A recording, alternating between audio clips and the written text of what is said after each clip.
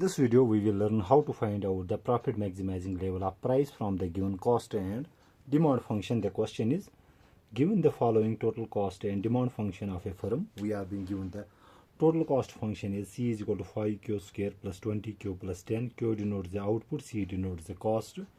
We have also the inverse demand function, that is P is equal to 100 minus 3Q. P denotes the price.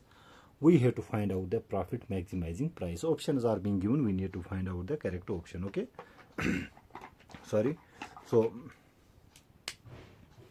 let us see what we are being given. We are being given the total cost function, which is equal to 5 times Q square plus 20Q plus 10, and we are being given the demand function is 100 minus 3Q. Okay.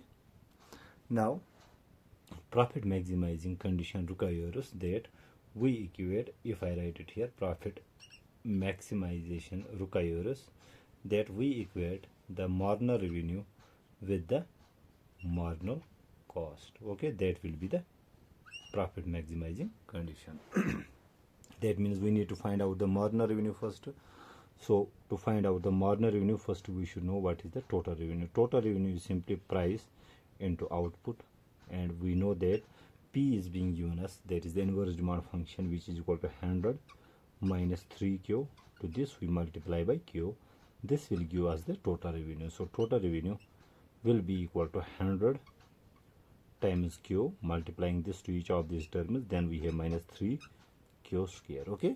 Now next we need to find out the marginal revenue. What is the marginal revenue? That is the change in the total revenue due to the change in the output.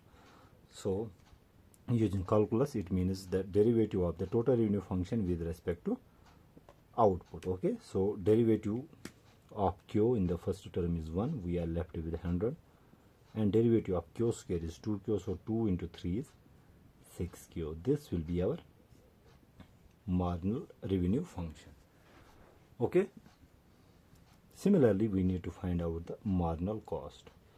So marginal cost is simply the change in the total cost due to the change in the output. That is the derivative of the cost function with respect to Q. So derivative of Q square is 2Q, so 2 into 5 is 10Q, plus derivative of Q in the second term is 1, we are left with 20, and derivative of a constant is always equal to 0. So this is our marginal cost here. Okay. So we know that profit is maximized when we equate the marginal revenue with the marginal cost. Marginal revenue is 100 minus 6Q, and we equate it with the marginal cost of 10Q plus 20. Okay. So let us transpose this 6Q here, minus 6Q, and this 20 here. So it will get subtracted. So we have 100 minus 20. It is plus here, transposing it becomes minus. Similarly, we have 10Q here, transposing minus 6Q, it becomes plus 6Q, which gives us 80 is equal to 16Q. Dividing both sides by 16, our Q will be equal to 80 upon 16. So this is 8 2s are 16, 8 1s are 8, 8 0s are 0, so 10 upon 2, which comes out to be 5. So we got the profit maximizing level of output, that is Q is equal to 5. But we are interested in finding out the profit maximizing price. So simply plug Q is equal to 5 in the given inverse demand function. So here we put the value of Q.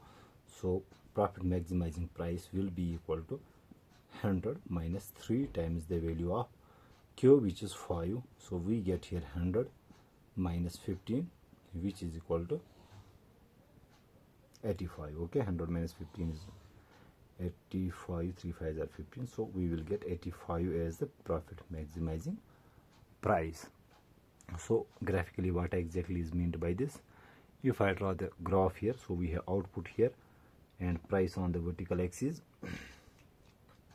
Here you can see the marginal revenue function is downward sloping with 100 as its price interceptor. So this is our marginal revenue function. Similarly, we have marginal cost function has positive intercept, rather it is upward sloping, so it is our marginal cost function.